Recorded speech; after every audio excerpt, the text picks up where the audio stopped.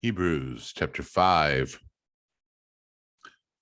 For every high priest taken from among men is appointed for men in things pertaining to God, that he may offer both gifts and sacrifices for sins. He can have compassion on those who are ignorant and going astray, since he himself is also subject to weakness.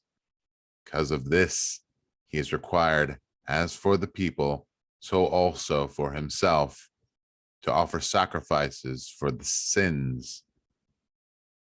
And no man takes this honor to himself, but he who is called by God, just as Aaron was. So also Christ did not glorify himself to become high priest, but it was he who said to him, "You are my son, today I have begotten you."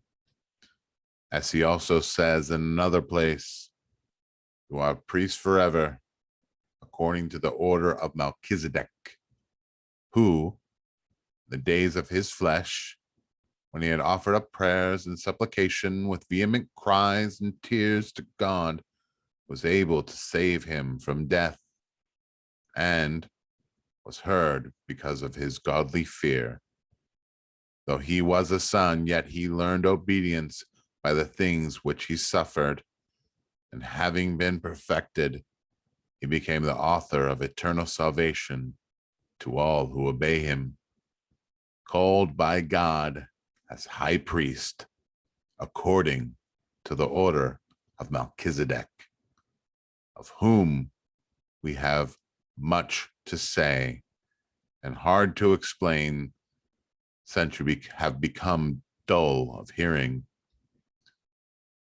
For though by this time you ought to be teachers, you need someone to teach you again the first principles, the oracles of God, and you have come to need milk and not solid food. For everyone who partakes only of milk is unskilled in the word of righteousness, for he is a babe. But solid food belongs to those who are of full age, that is, those who by reason of use have their senses exercised to discern both good and evil.